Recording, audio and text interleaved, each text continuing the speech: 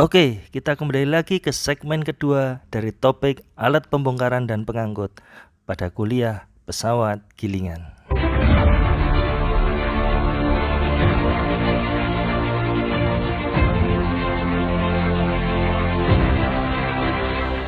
Ya, kita masuk kepada alat yang pertama. Ya, alat yang pertama namanya adalah crane.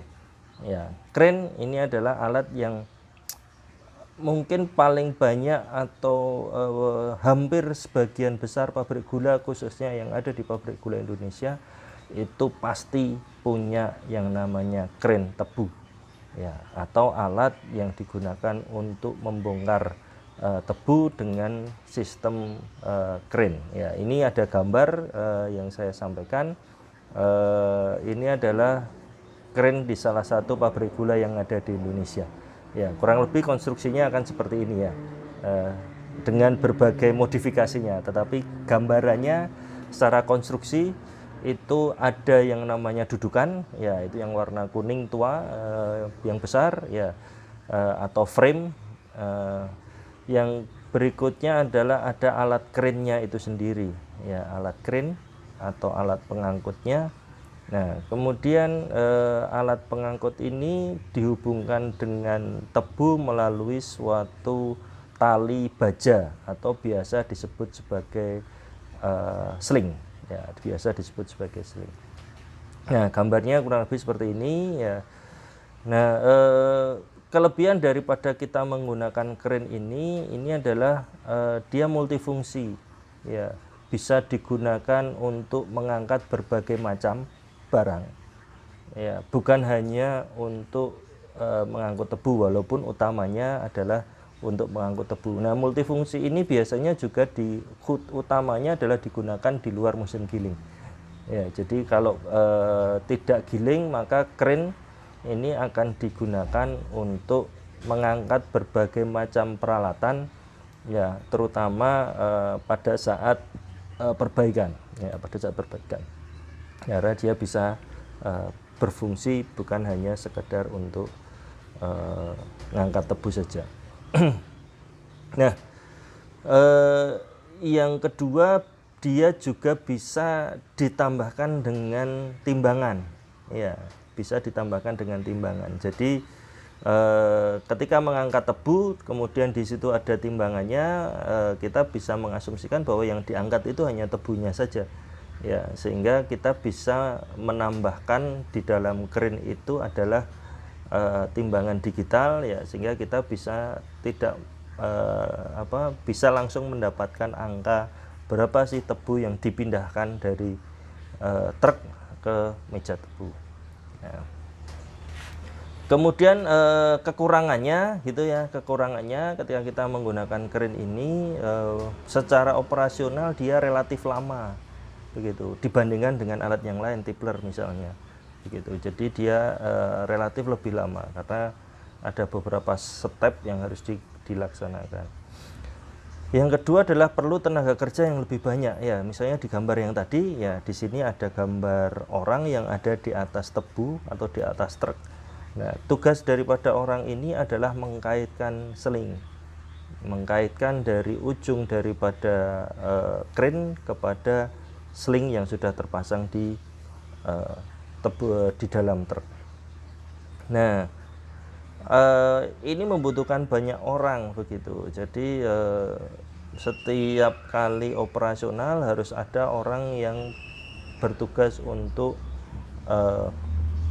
memasangkan sling, ya, memasangkan sling, sehingga relatif banyak tenaga kerja yang terlibat di situ. Yang berikutnya adalah juga perlu sling yang dipasang di truk. Jadi sebelum tebu dimuat ke dalam truk, maka harus dipasangi sling, ya, atau tali baja, ya, tali baja itu harus dipasangkan dulu di dalam truk, baru kemudian tebu itu dimuat, ya, tebu dimuat. Nah, ini menjadi agak sedikit lebih ribet, ya, menjadi sedikit ribet. Kedua, yang berikutnya bisa banyak tebu yang tercecer, Ya, jadi ketika dia diangkat, karena semua talinya itu tidak merata, bisa jadi ada sebagian tebu yang tercecer. Nah, itu menjadi kerugian, losses. Ya, losses karena kemudian tebu yang tercecer bisa jadi dia tidak sempat dimasukkan lagi, atau bahkan mungkin busuk ada di situ karena tidak diolah secara tepat waktu. Nah, ini beberapa kekurangan dan kelebihan daripada crane ya, tetapi sampai sekarang ini masih menjadi satu yang favorit yang ada di Indonesia. Nah, untuk kapasitas daripada crane sendiri pada umumnya sesuai dengan kapasitas truk ya, antara sekitar minimal 8 ya sampai dengan 15 ton lah begitu, sampai dengan 15 ton. Jadi bervariasi ya. Mungkin kalau kemudian dia digunakan multifungsi, ya, digunakan untuk berbagai macam fungsi, bisa ditambahkan mungkin di atas 14 atau 15 ton untuk satu kali angkat. Nah, ini adalah karakteristik dari crane. Ya. Yang berikutnya, konstruksi yang agak berbeda lagi, dan ini ada juga di Indonesia, itu adalah crane dengan sistem di samping seperti ini, seperti yang ada di gambar. Ini adalah contoh yang ada di pabrik gula Jati 7 di Jawa Barat ya, Jawa Barat. Nah, dia tetap menggunakan crane, tetapi tebu itu tidak diangkat di dua sisi, tetapi hanya di satu sisi saja ya, sehingga kemudian tebu akan naik dan masuk ke meja tebu itu dari satu sisi, dari samping. Nah, ini crane juga, tetapi kadang-kadang kita menyebutnya dengan can lifter atau hilo ya, hilo. Nah, ini satu varian saja daripada crane. Nanti kalau kalian mungkin bisa melihat di satu pabrik gula kok crane-nya berbeda. Nah, ini ada varian yang seperti ini. Nah, yang berikutnya adalah pasangan dari crane itu adalah meja tebu. Ya, jadi setelah tadi dari crane, maka tebu itu akan ditaruh di mana? Maka dia ditaruh di meja tebu. Ya. Apa itu meja tebu? Ya, meja tebu itu sebenarnya alat yang digunakan untuk mengontrol flow daripada atau masukan inputan daripada tebu ke dalam karier ya, untuk digiling. Nah, jadi tebu-tebu yang ada dari crane ini sebagai contoh gambar yang ada sekarang ini ya, ini adalah gambar di pabrik gula Mojo di Sragen. Di situ ada crane-nya, jadi crane-nya ada di dalam pabrik, ada di dalam satu ruangan, kemudian truknya diangkat masuk ke dalam satu ruangan, tebunya diangkat menggunakan crane, kemudian di situ ada juga timbangannya ya. Jadi yang kotak ini adalah timbangan yang menunjukkan angka berapa tebu yang diangkat, berapa berat tebu yang diangkat. Nah, tebu kemudian akan ditaruh di meja tebu ya. Ini adalah meja tebunya ya. Meja, namanya meja tebu ya seperti meja ya, bentuknya seperti meja. Nah, tetapi dia dari konstruksi baja ya, kemudian di bawahnya itu dia punya rantai pendorong ya, rantai cakar yang diisi dengan cakar-cakar yang kemudian bisa membuat tebu-tebu yang ada di atasnya itu terdorong masuk ke dalam karier atau konveyor ya. Jadi yang ada di bawah di sini ini itu adalah konveyor ya, itu adalah konveyor. Nah, meja tebu ini yang khas adalah dia akan berbentuk miring ya, berbentuk miring seperti ini. Ada yang miringnya dari bawah ke atas ya, seperti yang ada di gambar. Ini adalah miringnya dari bawah ke atas ya, artinya arah daripada pergerakan tebu itu menuju ke karier ya, atau ke konveyor. Nah, maka di sisi mulut daripada konveyor itu adalah sisi yang tinggi ya, sisi yang tinggi. Tapi ada yang juga yang sebaliknya ya ada yang sebaliknya. Jadi sisi yang di belakang itu lebih tinggi daripada sisi yang di depan. Nah, ini miring mundur atau miring maju. Jadi ada dua jenis kemiringan di dalam meja tebu, ya, di dalam meja tebu. Tetapi yang paling utama, yang paling penting itu adalah jarak antara posisi ujung tertinggi daripada meja tebu dan posisi permukaan daripada karier atau konveyor yang ada di sini. Nah ini paling tidak memiliki ketinggian sekitar 2 meter. Kenapa kok mintanya 2 meter? Sehingga ketika tebu itu jatuh, ya dia akan jatuhnya secara merata. Ya, jadi tidak hanya numpuk di satu sisi saja.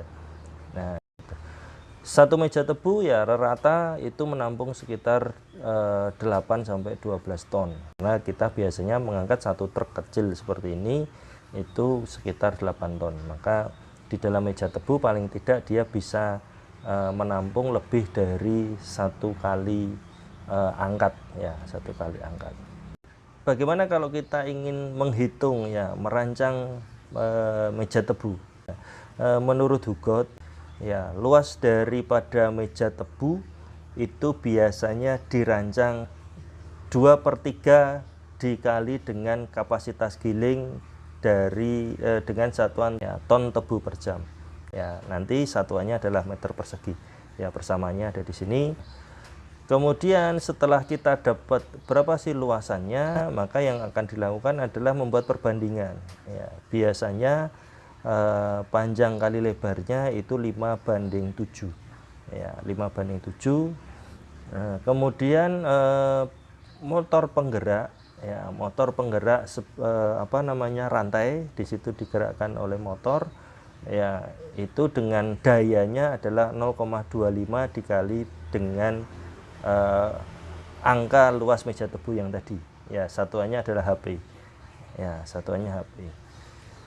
Nah, kemudian tadi kita bicara bahwa meja tebu itu bisa jadi punya sudut gitu, ya.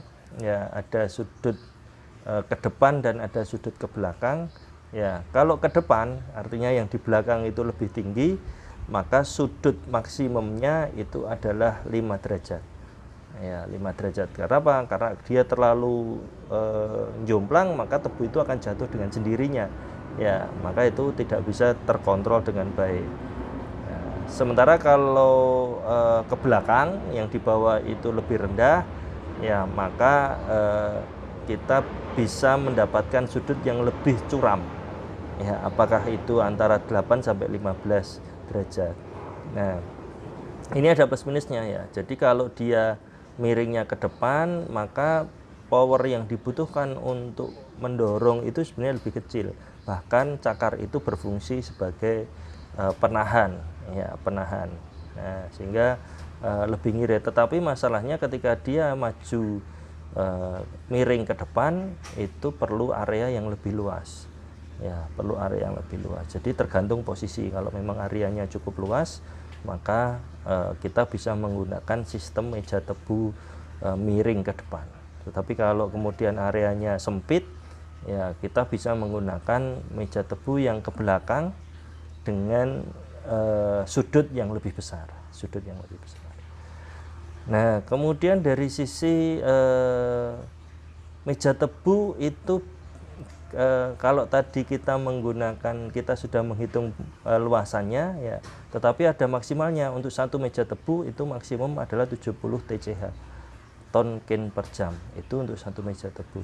Maka kalau kita lebih dari 70 TCH, maka disarankan itu menambah meja tebunya.